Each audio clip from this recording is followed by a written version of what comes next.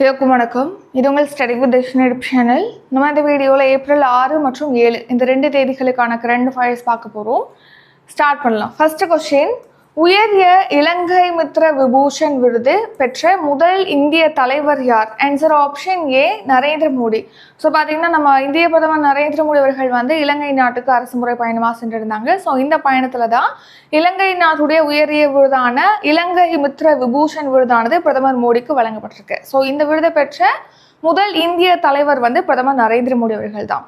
So இலங்கை நாட்டில் பார்த்தீங்கன்னா வெளிநாட்டை சேர்ந்தவங்களுக்கு உயரிய விருதாக இந்த இலங்கை மித்ர விபூஷன் விருதானது வழங்கப்பட்டு வருது. இப்போ பிரதமர் நரேந்திர மோடி அவர்களுக்கு இந்த விருது வழங்கப்பட்டிருக்கு. இந்த விருது பெற்ற முதல் இந்திய தலைவர் வந்து பிரதமர் மோடி அவர்கள் தான். எதுக்காக இந்த விருது பிரதமர் மோடிக்கு வழங்கப்பட்டிருக்கு அப்படின்னா, இந்தியாவுக்கும் இலங்கைக்கும் இடையிலான நட்புறவை வலுப்படுத்துறதுக்காக இவருடைய நீடித்த பங்களிப்பை வந்து பாராட்டும் வகையில தான் இந்த விருது வழங்கப்பட்டிருக்கு. இலங்கை நாட்டுடைய அதிபர் யார் அப்படின்னா அனுரகுமார திசாநாயகா. நெக்ஸ்ட், இந்த சந்திப்புல பாத்தீங்கன்னா இந்த பயணத்துல என்னென்னலாம் பிரதமர் மோடி அவர்கள் தெரிவிச்சிருக்காங்கன்னு சொல்லி பார்க்கலாம். இலங்கை என்னென்ன தெரிவிச்சிருக்காங்க, ஒரு 7 ஒப்பந்தங்கள் கையொப்பமா இருக்கு, அதெல்லாம் வந்து நெக்ஸ்ட் வர கொஸ்டின்ல பார்க்கலாம். ஸோ ஃபர்ஸ்ட் பாருங்க, இலங்கைக்கும் இந்தியாவுக்கும் இடையிலான முதல் நல்லெண்ண நடவடிக்கையா பாத்தீங்கன்னா, இலங்கை வந்து நம்ம தமிழக மீனவர்களை சிறை பிடிச்சிருக்காங்க இல்லையா, அதுல முதல் கட்டமா ஒரு 11 தமிழக மீனவர்களை விடுவிக்கிறதுக்கு முடிவு பண்ணியிருப்பதாக தெரிவிச்சிருக்காங்க. நெக்ஸ்ட் பாத்தீங்கன்னா, இந்த இலங்கை நாடு வந்து நம்ம இந்தியா பல்வேறு வெளியுறவு கொள்கைகளை பின்பற்றுறது. அண்டை நாடுகளுக்கு முன்னுரிமை. அடுத்த சமீபத்துல தான் மொரீஷியஸ் நாட்டுல வந்து மகாசாகர் அப்படிங்கிற தொலைநோக்கு பார்வையை வந்து அறிமுகப்படுத்தியிருப்பாங்க. ஸோ இந்த கொள்கைகள்ல முக்கியமான ஒரு நாடாக இலங்கை நாடு வருது.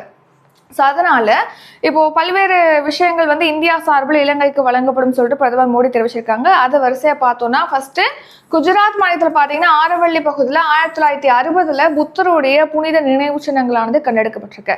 ஸோ அந்த நினைவு சின்னங்கள் வந்து இலங்கை கண்காட்சிக்கு அனுப்பி வைக்கப்படும் அப்படின்னு சொல்லிட்டு தெரிவிச்சிருக்காங்க.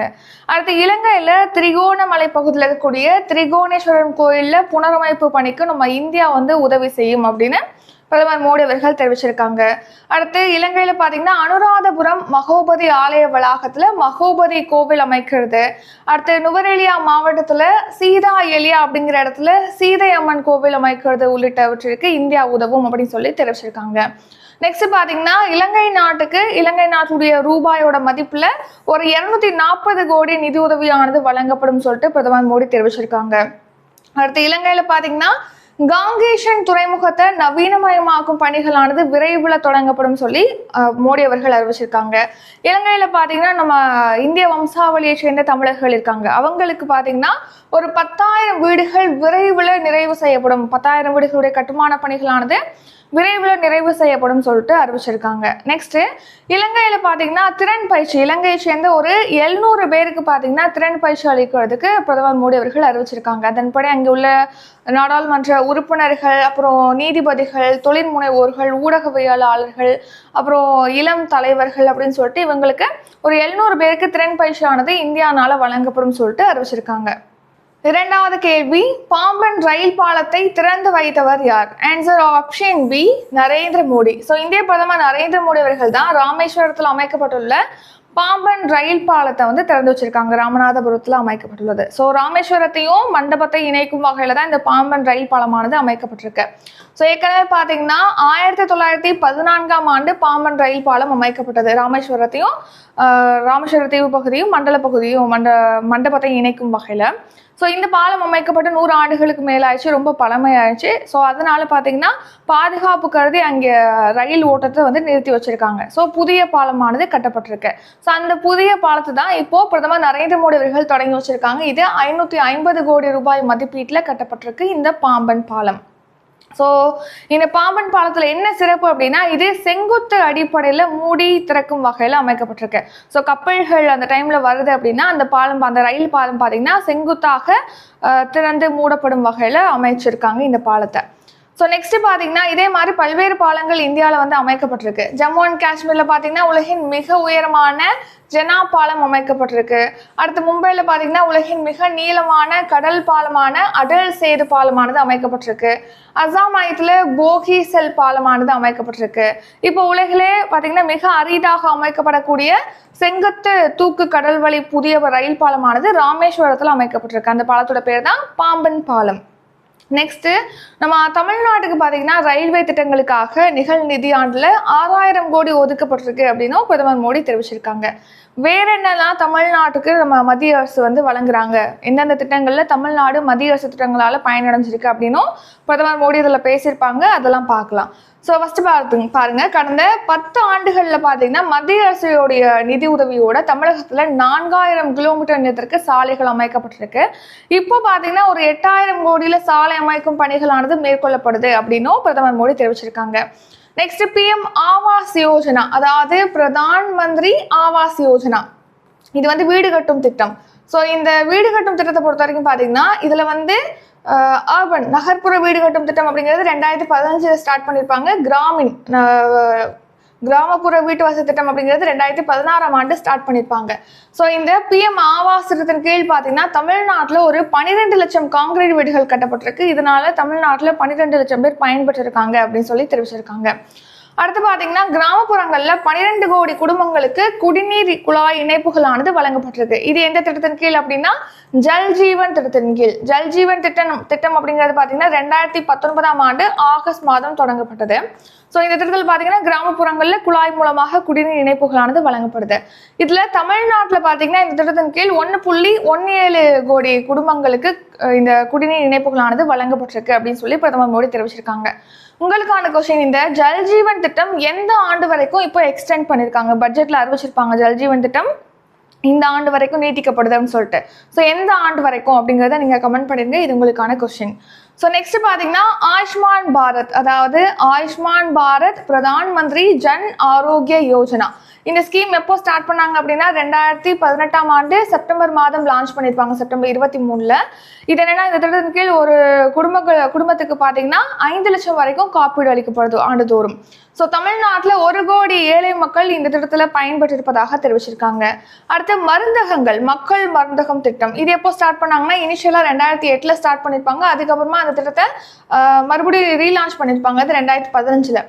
ஸோ இந்த திட்டத்தின் கீழ் தமிழ்நாட்டில் இப்போ 1400க்கும் மேற்பட்ட மக்கள் மருந்தகங்களானது அமைக்கப்பட்டிருக்கு அப்படின்னு சொல்லி தெரிவிச்சிருக்காங்க. மொத்தமாக பார்த்தீங்கன்னா 15000 மக்கள் மருந்தகங்களானது நம்ம நாடு முழுக்க அமைக்கப்பட்டிருக்கு. இந்த மக்கள் மருந்தகங்கள்ல குறைவான விலையில மருந்து பொருட்கள் விற்பனை செய்யப்படுது. ஸோ 80% வரைக்கும் குறைவான விலையில மருந்து பொருட்களானது விற்பனை செய்யப்படுது. நெக்ஸ்ட் பிரதமரின் வருமான ஆதரவு திட்டம், அதாவது பார்த்தீங்கன்னா பிஎம் கிஷான் திட்டம். விவசாயிகளுக்கு பார்த்தீங்கன்னா நிதி உதவி அளிப்பதற்காக பிஎம் கிஷான் சம்மான் நிதி திட்டமானது 2019ஆம் ஆண்டு பிப்ரவரி மாதம் 1 தேதி தொடங்கப்பட்டது. இந்த திட்டத்தின் கீழ் பார்த்தீங்கன்னா தமிழகத்தை சேர்ந்த சிறு விவசாயிகளுக்கு 12000 கோடியானது வழங்கப்பட்டிருக்குன்னு சொல்லியிருக்காங்க. இந்த பிஎம் கிஷான் திட்டத்தின் கீழ் பார்த்தீங்கன்னா விவசாயிகளுக்கு ஆண்டுதோறும் 6000 ரூபாய் 3 தவணைகளில் வழங்கப்படுது. 2000 சொல்லிட்டு 3 தவணைகளில் 6000 ரூபாயானது வழங்கப்படுது.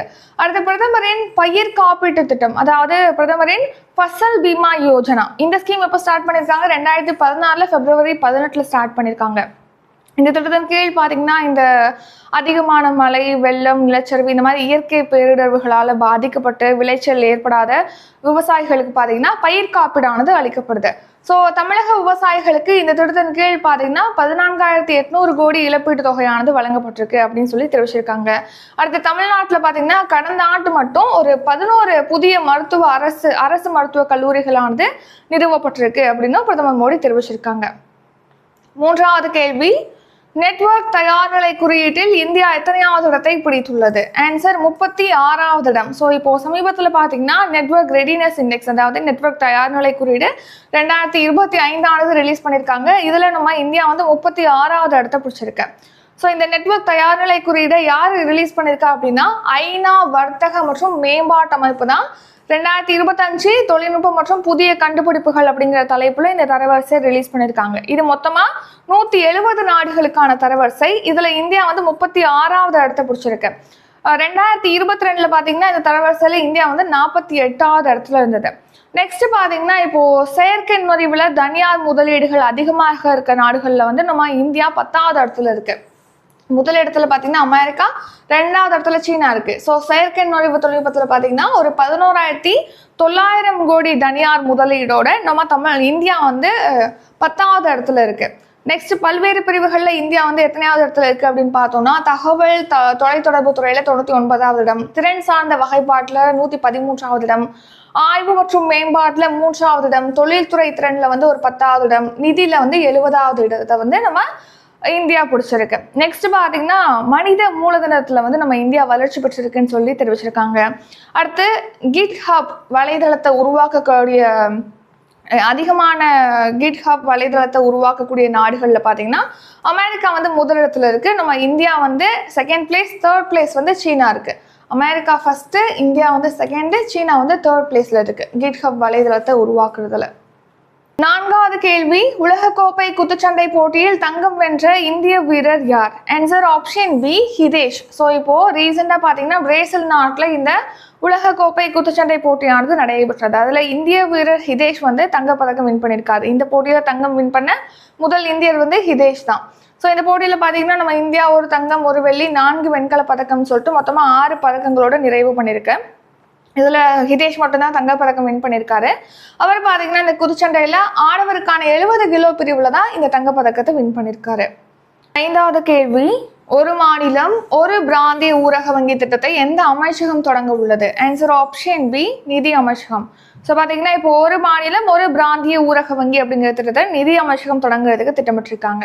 அதாவது இப்போ ஒரு 43 பிராந்திய ஊரக வங்கி இருக்கு. அதை பார்த்தீங்கன்னா 28 வங்கியாக குறைக்கிறதுக்கு முடிவு பண்ணியிருக்காங்க. ஒரு மாநிலத்துக்கு ஒரு ஊரக வங்கி போதும், ஒரு பிராந்திய மண்டல ஊரக வங்கி போதும் அப்படிங்கிற அளவுக்கு குறைக்கிறதுக்காக தான் இந்த ஸ்கீமை இப்போ செயல்படுத்துறதுக்கு திட்டமிட்டிருக்காங்க நிதி அமைச்சகம். ஸோ எதுக்காக இந்த ஒரு முன்னெடுப்பு? பிராந்திய வங்கிகளையே குறைக்கிறதுக்கு திட்டமிட்டிருக்காங்கன்னா சில செலவுகளை வந்து குறைச்சி செயல்திறனை வந்து அதிகரிக்கிறதுக்காக தான் இந்த முடிவை எடுத்திருக்காங்க. ஸோ அதன்படி இப்போ 43 பிராந்திய ஊரக வங்கி இருக்கு, அதை 28ஆக குறைக்கிறதுக்கு திட்டமிட்டிருக்காங்க. எதுக்காக இந்த பிராந்திய ஊரக வங்கி அப்படிங்கிறது தொடங்கப்பட்டது? எந்த சட்டத்தின் கீழ் இது தொடங்கினாங்க அப்படின்னு பார்த்தோம்னா இது வந்து பிராந்திய ஊரக வங்கிகள் சட்டம் 1976 கீழ் தான் இந்த பிராந்திய ஊரக வங்கிகள் அப்படிங்கிறது நிறுவப்பட்டது. ஸோ எதுக்காக அப்படின்னா கிராம பகுதிகளில் இருக்காங்க இல்லையா சிறு விவசாயிகள், வேளாண் தொழிலாளர்கள், கைவினை கலைஞர்கள், இவங்களுக்கு கடனுதவி வழங்குவதற்காக தான் இந்த பிராந்திய ஊரக வங்கிகள் அப்படிங்கறத ஸ்டார்ட் பண்ணாங்க. இந்த சட்டத்துல பிராந்திய ஊரக வங்கிகள் சட்டம் 1976 கீழ். ஸோ இதுல பாத்தீங்கன்னா ஃபர்ஸ்ட் எத்தனை வங்கிகள் இருந்துச்சு அப்படின்னா 196 வங்கிகள் இருந்துச்சு 2004 to 2005. அதுக்கப்புறமா இந்த பிராந்திய வங்கிகளை ஒருங்கிணைக்கக்கூடிய பணிகளை நிகழ்த்தினாங்க. ஒரு 3 கட்டங்களாக பிராந்திய வங்கிகளானது ஒருங்கிணைக்கப்பட்டது. ஸோ அதன்படி இப்போ 43ஆக பிராந்திய வங்கிகளோட எண்ணிக்கை குறைஞ்சிருக்கு. இந்த 43 வங்கிகளை இப்போ 28ஆக குறைக்கிறதுக்காக தான் இந்த ஒரு மாநிலம் ஒரு பிராந்திய ஊரக வங்கி அப்படிங்கிற திட்டத்தை வந்து தொடங்குறதுக்கு மத்திய அரசு திட்டமிட்டிருக்காங்க நிதி அமைச்சகம்.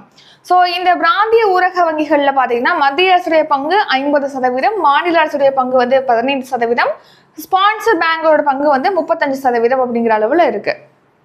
அடுத்த 6வது கேள்வி, புவிசார் குறியீடு பதிவு பாதுகாப்பு சட்டம் எந்த ஆண்டு இயற்றப்பட்டது?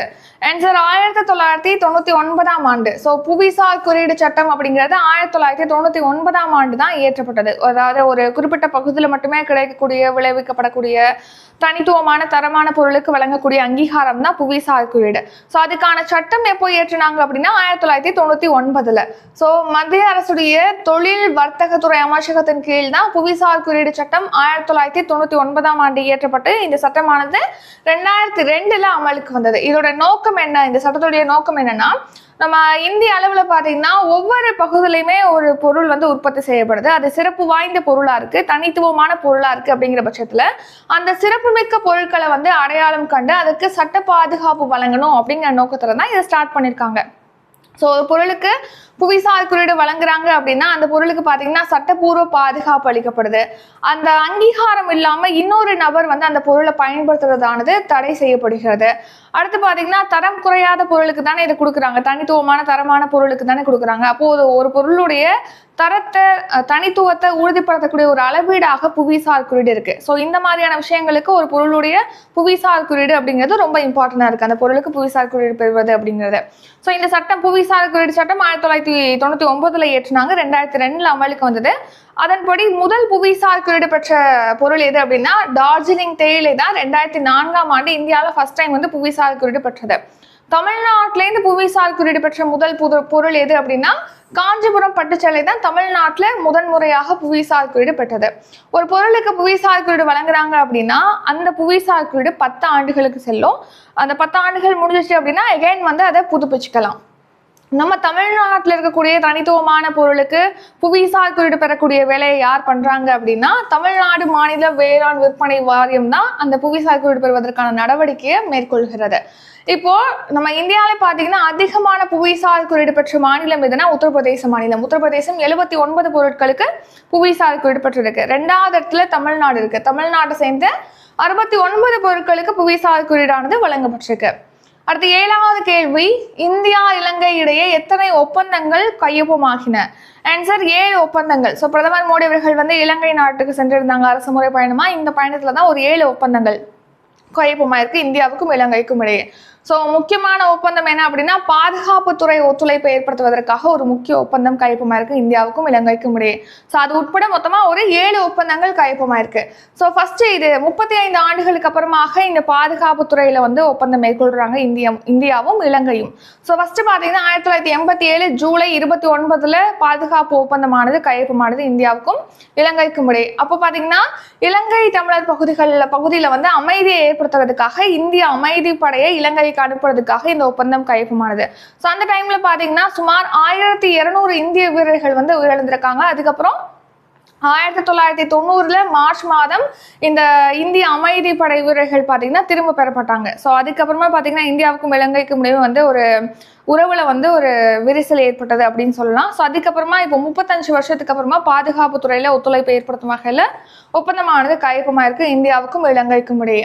நெக்ஸ்ட் பாத்தீங்கன்னா இந்திய நிதியுதவியோட கட்டமைக்கப்பட்ட மகவ ஓமந்தை ரயில் வழித்தடமானது திறக்கப்பட்டிருக்கு. அடுத்து மகவ அனுராதபுரம் நவீன சமிக்கை அமைப்பானது இலங்கையில தொடங்கப்பட்டிருக்கு. அடுத்து 8வது கேள்வி, ஒரே நாடு ஒரே தேர்தல் முறை எந்த ஆண்டுக்கு பிறகு அமலாக வாய்ப்பு உள்ளது? ஆன்சர் 2034ஆம் ஆண்டுக்கு பிறகு. ஸோ ஒரே நாடு ஒரே தேர்தல் முறை, அதாவது ஒரே டைம்ல மக்களவை தேர்தலையும் மாநில சட்டப்பேரவை தேர்தலையும் நடத்துவதற்காக ஒரே நாடு ஒரே தேர்தல் திட்டத்தை செயல்படுத்துவதற்காக மத்திய அரசு திட்டமிட்டிருக்காங்க. ஸோ இதுக்கான மசோதாவானது மக்களவையில் தாக்கல் செய்யப்பட்டது. அதை ஆய்வு செய்யறதுக்காக குழு அமைக்கப்பட்டது நம்ம பார்த்துருப்போம். ஸோ இது நிறைவேற்றப்பட்டாலும் இது எப்போ செயல்பாட்டுக்கு வரும் அப்படின்னா 2034ஆம் ஆண்டுக்கு அப்புறம் தான் செயல்பாட்டுக்கு வரும் அப்படின்னு சொல்லிட்டு நிதியமைச்சர் நிர்மலா சீதாராமன் அவர்கள் தெரிவிச்சிருக்காங்க. இப்போ ஒரே நாடு ஒரே தேர்தல் முறை நடைமுறைக்கு வந்துச்சு அப்படின்னா 12,000 கோடி அளவுக்கு நிதியானது மிச்சமாகும். தேர்தல் செலவுங்கிறது மிச்சமாகும். இதனால நம்ம நாட்டுடைய ஒட்டுமொத்த வளர்ச்சி 1.5% உயரும் அப்படின்னு சொல்லிட்டு நிர்மலா சீதாராமன் அவர்கள் தெரிவிச்சிருக்காங்க. நெக்ஸ்ட் பாத்தீங்கன்னா இப்போ லாஸ்டா வந்து 2024 18வது மக்களவை தேர்தல் நடத்தினாங்க இல்லையா, லோக்சபா எலெக்ஷன். அதுல பாத்தீங்கன்னா அந்த தேர்தலுக்கு 1 லட்சம் கோடி செலவானது அப்படின்னு தெரிவிச்சிருக்காங்க. 9வது கேள்வி, 2024 to 25ஆம் நிதியாண்டில் தமிழ்நாட்டின் மொத்த மாநில உள்நாட்டு உற்பத்தி? ஆன்சர் ஆப்ஷன் சி 17.23 லட்சம் கோடி. ஸோ நம்ம ப்ரீவியஸ் டேலே பார்த்துருப்போம் கரண்ட் அஃபேர்ஸில் நம்ம தமிழ்நாடு பார்த்தீங்கன்னா இந்தியாவிலே வந்து அதிகமான வளர்ச்சியை பதிவு செஞ்சுருக்கு போன நிதியாண்டில் அப்படின்னு சொல்லிட்டு. ஸோ அதன்படி பார்த்தீங்கன்னா 2024 to 25ஆம் நிதியாண்டில் தமிழ்நாட்டில் மொத்த மாநில உள்நாட்டு உற்பத்தியானது 17.23 லட்சம் கோடியாக அதிகரிச்சிருக்கு. அது மட்டும் இல்லாமல் மொத்த மாநில உள்நாட்டு உற்பத்தி வளர்ச்சி விகிதம் அப்படிங்கிறது 9.69% பதிவாக இருக்கு. இந்தியாவிலே வந்து அதிக வளர்ச்சி விகிதத்தை பதிவு செஞ்ச மாநிலமாக நம்ம தமிழ்நாடு மாநிலம் வந்து முதலிடத்தை பிடிச்சிருக்கு போன நிதியாண்டுல. ஸோ மத்திய அரசுடைய புள்ளியியல் மற்றும் திட்ட அமலாக்க அமைச்சகம் தான் இது தொடர்பான தரவுகளை வந்து ரிலீஸ் பண்ணியிருக்காங்க. அதுல தான் 2024 to 25ஆம் நிதியாண்டுல தமிழ்நாட்டில் மொத்த மாநில உள்நாட்டு உற்பத்தி அப்படிங்கிறது 17.23 லட்சம் கோடியாக அதிகரிச்சிருக்கு அப்படின்னு சொல்லிட்டு தெரிவிச்சிருக்காங்க. அதுக்கு முந்தைய நிதியாண்டு 2023 to 24 பார்த்தீங்கன்னா தமிழ்நாட்டுடைய மொத்த மாநில உள்நாட்டு உற்பத்தி அப்படிங்கிறது 15.71 லட்சம் கோடியாக இருந்துச்சு. இப்போ 17.23 லட்சம் கோடியாக அதிகரிச்சிருக்கு. வளர்ச்சி விகிதம் 9.69% அதிகரிச்சிருக்கு. எதனால இந்த வளர்ச்சி அதிகரிச்சிருக்கு தமிழ்நாட்டில் அப்படின்னு சொல்லி தெரிவிச்சிருக்காங்கன்னா, தமிழ்நாட்டில் வந்து சேவைகள் துறை, அப்புறம் தங்கும் விடுதிகள், உணவகங்கள், தகவல் தொடர்பு, ஒளிபரப்பு, உற்பத்தி, கட்டுமானம் இந்த துறைகளில் வளர்ச்சி அடைந்ததுனால தான் இந்த சாதனையை அடைய முடிஞ்சது அப்படின்னு சொல்லி தெரிவிச்சிருக்காங்க. அடுத்த 10வது கேள்வி, பிரிட்டனில் ஃப்ரெட் டாரிங்டன் சாண்ட் மாஸ்டர் விருது பெற்ற முதல் இந்தியர் யார்? Answer option B Sudarshan Patnaik. So இப்போ சமீபத்தில் பார்த்தீங்கன்னா பிரிட்டனில் வந்து ஃப்ரெட் டாரிங்டன் சாண்ட் மாஸ்டர் விருதை வந்து நம்ம இந்தியாவை சேர்ந்த சுதர்ஷன் பட்நாயக் என்பவர் வந்து பெற்றிருக்காரு. இந்த விருது பெற்ற முதல் இந்தியர் வந்து சுதர்ஷன் பட்நாயக் அவர்கள் தான். அதாவது என்னன்னா, பிரிட்டன் நாட்டில் பார்த்தீங்கன்னா டார்செட் அப்படிங்கிற மாவட்டத்தில் வேமத் பகுதியில் 2025 சர்வதேச மணல் சிற்ப திருவிழாவானது நடந்திருக்கு. ஸோ இதில் வந்து இந்த சுதர்ஷன் அவர்கள் பங்கேற்றிருக்காரு. பங்கேற்று ஒரு 10 அடி உயரத்தில் பார்த்தீங்கன்னா விநாயகர் மணல் சிற்பத்தை வந்து உருவாக்கியிருக்காரு. ஸோ இந்த சிற்பத்தை வடிவமைத்ததுக்காக இவருக்கு பார்த்தீங்கன்னா இந்த விருதானது வழங்கப்பட்டிருக்கு. ஃப்ரெட் டாரிங்டன் சாண்ட் மாஸ்டர் விருதானது வழங்கப்பட்டிருக்கு. இந்த விருது பெற்ற முதல் இந்தியர் இந்த சுதர்ஷன் பட்நாயக் என்பவர். ஸோ இவருக்கு பார்த்தீங்கன்னா மத்திய அரசு சார்பில் ஏற்கனவே பத்மஸ்ரீ விருதும் வழங்கப்பட்டிருக்கு. 11வது கேள்வி, அர்ஜென்டினாவில் நடைபெற்ற ISSF உலக கோப்பை துப்பாக்கி சுடுதல் போட்டியில் ஷிவ் கௌர் ஷம்ரா டேஷ் பதக்கம் வென்றுள்ளார். ஆன்சர் ஆப்ஷன் ஏ, தங்கப்பதக்கம். ஸோ இப்போ ரீசெண்டாக அர்ஜென்டினாவில் பார்த்தீங்கன்னா ISSF உலக கோப்பை துப்பாக்கி சுடுதல் போட்டியானது நடந்திருக்கு. ஸோ இந்த போட்டியில் இந்திய துப்பாக்கி சுடுதல் வீராங்கனை ஷிவ் கௌர் ஷம்ரா வந்து தங்கப்பதக்கம் வின் பண்ணியிருக்காங்க. ஸோ கவனிங்க, இந்தியா வந்து இந்த போட்டியில் ஒரு தங்கம், ஒரு வெள்ளி, ஒரு வெண்கலம் வந்து இப்போ வின் பண்ணியிருக்காங்க. அதில் மகளிருக்கான ரைஃபிள் 3 பொசிஷன்ஸ் பிரிவில் பார்த்தீங்கன்னா இந்திய வீராங்கனை ஷிவ் கௌர் ஷம்ரா வந்து தங்கப்பதக்கம் வின் பண்ணியிருக்காங்க. அதே ரைஃபிள் 3 பொசிஷன்ஸ் பிரிவில் ஆடவருக்கான பிரிவில் பார்த்தீங்கன்னா இந்திய வீரர் செயின் சிங் வந்து வெண்கல பதக்கம் வின் பண்ணியிருக்காரு. அடுத்து மகளிருக்கான 25 மீட்டர் பிஸ்டல் பிரிவில் ஈஷா சிங், இந்திய வீராங்கனை ஈஷா சிங் வந்து வெள்ளி பதக்கம் வின் பண்ணியிருக்காங்க. அடுத்து 12வது கேள்வி, ஜப்பான் கிராண்ட் ஃப்ரீயில் சாம்பியன் பட்டம் வென்றவர் யார்? Answer maths Verstappen. ஸோ இப்போ இந்த வருஷத்துக்கான Japan grand prix F1 car பந்தயமானது நடைபெற்றது. அதில் நெதர்லாந்து நாட்டை சேர்ந்த ரெட்புல் பந்தய வீரரான மேக்ஸ் வெஸ்டாப்பன் வந்து சாம்பியனாக இருக்காரு. ஸோ கவனிங்க, இப்போ Japan grand prix F1 car பந்தயத்தில் மேக்ஸ் வெஸ்டாப்பன் சாம்பியனாக இருக்காரு. செகண்ட் பிளேஸ் யாருன்னா பிரிட்டன் நாட்டை சேர்ந்த மெக்லாரன் பந்தய வீரர் லாண்டோ நோரிஸ் வந்து செகண்ட் பிளேஸ். தேர்ட் பிளேஸ் வந்து அதே பிரிட்டன் நாட்டை சேர்ந்த மெர்சிடஸ் பந்தய வீரர் ஆஸ்கார் பியாஸ்ரி வந்து தேர்ட் பிளேஸ் வந்து பிடிச்சிருக்காரு. அடுத்து ஷார்ட் நியூஸ். இப்போ வக்ஃப் சட்ட திருத்த மசோதா அப்படிங்கிறது நாடாளுமன்றத்தில் 2 அவைகள்லையுமே நிறைவேற்றப்பட்டிருந்ததுன்னு பார்த்துருப்போம். ஸோ அதையடுத்து இப்போ குடியரசுத் தலைவர் பார்த்தீங்கன்னா அந்த மசோதாவுக்கு ஒப்புதல் அளிச்சிருக்காங்க. திரௌபதி முர்மு அவர்கள் ஒப்புதல் அளிச்சிருக்காங்க. அடுத்து தமிழகத்துக்கு பார்த்தீங்கன்னா ஒரு 522 கோடி கூடுதல் பேரிடர் நிதியானது வழங்கப்படும் அப்படின்னு சொல்லிட்டு மத்திய உள்துறை அமைச்சர் அமித்ஷா அவர்கள் வந்து அறிவிச்சிருக்காங்க. ஸோ புதுச்சேரிக்கு பார்த்தீங்கன்னா 33.06 கோடி ஒதுக்கீடு செய்யப்பட்டிருக்கு. தமிழ்நாட்டுக்கு 522 கோடி ஒதுக்கீடு செய்யப்பட்டிருக்கு கூடுதல் நிதியாக.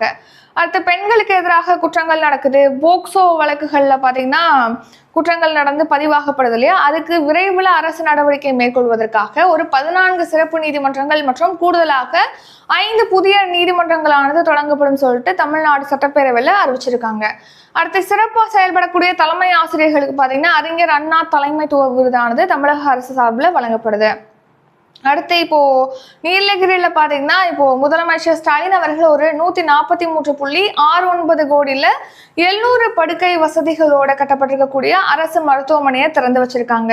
அடுத்து 200 கோடி செலவில் கட்டப்பட்டிருக்கக்கூடிய பணியாளர்களுக்கான குடியிருப்பு கட்டடங்களையும் முதலமைச்சர் ஸ்டாலின் அவர்கள் தொடங்கி வச்சிருக்காங்க.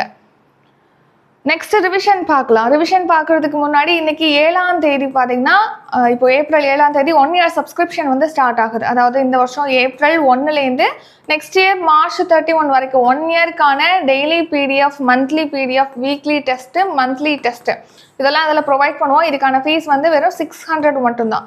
ஸோ 1 இயர்க்கான daily PDF, monthly PDF, weekly test, monthly test WhatsApp குரூப்பில் ஷேர் பண்ணுவோம். ஆல்ரெடி இந்த பேட்ச் பற்றி டீட்டெயில் யூடியூப்பில் அப்லோட் பண்ணியிருக்கோம், செக் பண்ணி பார்த்துக்கலாம். டவுட் இருக்குது அப்படின்னா டிஸ்கிரிப்ஷனில் காண்டாக்ட் நம்பருக்கு அந்த நம்பருக்கு கால் பண்ணி அல்லது வாட்ஸ்அப்பில் டெக்ஸ்ட் பண்ணியும் தாராளமாக கேட்கலாம். நெக்ஸ்ட் பார்த்தீங்கன்னா current affairs live class start ஆகுது. குரூப் 1 ப்ரிலிம்ஸ் படிக்கிறவங்களுக்கு செப்பரேட் பேட்ச் வந்து ஸ்டார்ட் ஆகுது. பாலிட்டி பேட்ச் தனியாக ஸ்டார்ட் ஆகும். எக்கனாமி பேட்ச் அதாவது யூனிட் 5 பேட்ச் வந்து ஸ்டார்ட் ஆகுது. அடுத்து பார்த்தீங்கன்னா யூனிட் 6 அப்புறம் ஹிஸ்ட்ரி INM கவர் ஆகக்கூடிய ஒரு பேட்ச் வந்து ஸ்டார்ட் ஆகுது. இது 3மே செப்பரேட் பேட்ச். பாலிட்டிக்கு வந்து 250, யூனிட் 5க்கு வந்து 250, யூனிட் 6 அண்ட் ஹிஸ்ட்ரி INMக்கு வந்து 250. ஸோ லாஸ்ட் டேட் வந்து ஏப்ரல் 8ஆம் தேதி. ஜாயின் பண்ண நினைக்கிறவங்க டிஸ்கிரிப்ஷனில் அதுக்கான டீட்டெயில் கொடுத்துருக்கோம், செக் பண்ணி பார்த்துக்கோங்க. டவுட் இருக்கவங்க டிஸ்கிரிப்ஷனில் காண்டாக்ட் நம்பருக்கு அந்த நம்பருக்கு கால் பண்ணி அல்லது வாட்ஸ்அப்பில் டெக்ஸ்ட் பண்ணியும் தாராளமாக கேட்கலாம். ஸோ இது மட்டும் இல்லாமல் SIக்கு நோட்டிஃபிகேஷன் ரிலீஸ் பண்ணியிருக்காங்க. அதுக்காக SI பேட்ச் பார்த்தீங்கன்னா 19ஆம் தேதி ஸ்டார்ட் ஆகுது. இதில் ஜாயின் பண்ணணும் அப்படின்னா ஃபீஸ் வந்து 500 ரூபி. ஸோ டிஸ்கிரிப்ஷனில் ஜிபே, ஃபோன்பே, பேடிஎம் நம்பர் கொடுத்துருக்கோம். பே பண்ணிட்டு ஸ்க்ரீன்ஷாட் எடுத்து வாட்ஸ்அப் நம்பருக்கு அனுப்புனீங்க அப்படின்னா பேட்ச்சில் ஆட் பண்ணிடுவோம். ஸோ நெக்ஸ்ட் இப்போ ரிவிஷன் பார்க்கலாம். ஃபர்ஸ்ட் கொஸ்டின், உயரிய இலங்கை மித்ர விபூஷன் விருது பெற்ற முதல் இந்திய தலைவர் யார்? ஆன்சர் நரேந்திர மோடி. இரண்டாவது கேள்வி, பாம்பன் ரயில் பாலத்தை திறந்து வைத்தவர் யார்? Answer option B, Narendra Modi. மூன்றாவது கேள்வி, நெட்வொர்க் தயார்நிலை குறியீட்டில் இந்தியா எத்தனையாவது இடத்தை பிடித்துள்ளது? ஆன்சர் 36வது இடம். நான்காவது கேள்வி, உலகக்கோப்பை குத்துச்சண்டை போட்டியில் தங்கம் வென்ற இந்திய வீரர் யார்? ஆன்சர் ஹிதேஷ். ஐந்தாவது கேள்வி, ஒரு மாநிலம் ஒரு பிராந்திய ஊரக வங்கி திட்டத்தை எந்த அமைச்சகம் தொடங்க உள்ளது? ஆன்சர் நிதி அமைச்சகம். ஆறாவது கேள்வி, புவிசார் குறியீடு பதிவு பாதுகாப்பு சட்டம் எந்த ஆண்டு இயற்றப்பட்டது? ஆன்சர் 1999ஆம் ஆண்டு. ஏழாவது கேள்வி, இந்தியா இலங்கை இடையே எத்தனை ஒப்பந்தங்கள் கையொப்பமாகின? ஆன்சர் 7 ஒப்பந்தங்கள். எட்டாவது கேள்வி, ஒரே நாடு ஒரே தேர்தல் முறை எந்த ஆண்டுக்கு பிறகு அமலாக வாய்ப்புள்ளது? ஆன்சர் 2034ஆம் ஆண்டுக்கு பிறகு. ஒன்பதாவது கேள்வி, 2024 to 25ஆம் நிதியாண்டில் தமிழ்நாட்டின் மொத்த மாநில உள்நாட்டு உற்பத்தி 17.23 லட்சம் கோடி. பத்தாவது கேள்வி, பிரிட்டனில் ஃப்ரெட் டாரிங்டன் சாண்ட் மாஸ்டர் விருது பெற்ற முதல் இந்தியர்? ஆன்சர் சுதர்ஷன் பட்நாயக். 11வது கேள்வி, அர்ஜென்டினாவில் நடைபெற்ற ISSF உலகக்கோப்பை துப்பாக்கி சுடுதல் போட்டியில் ஷிவ் கவுர் ஷம்ரா டேஷ் பதக்கம் வென்றுள்ளார்? ஆன்சர் ஆப்ஷன் ஏ, தங்கப்பதக்கம். 12வது கேள்வி, ஜப்பான் கிராண்ட் ப்ரீயில் சாம்பியன் பட்டம் வென்றவர் யார்? Answer maths Verstappen. இத்துடன் இன்றைக்கான கரண்ட் அஃபேர்ஸ் வீடியோ நிறைவடைகிறது. இந்த வீடியோ உங்களுக்கு பிடிச்சிருந்தா லைக் பண்ணுங்க, ஷேர் பண்ணுங்க. நம்ம சேனலை நீங்க இன்னும் சப்ஸ்கிரைப் பண்ணலன்னா மறக்காம சப்ஸ்கிரைப் பண்ணிக்கோங்க. நன்றி, வணக்கம்.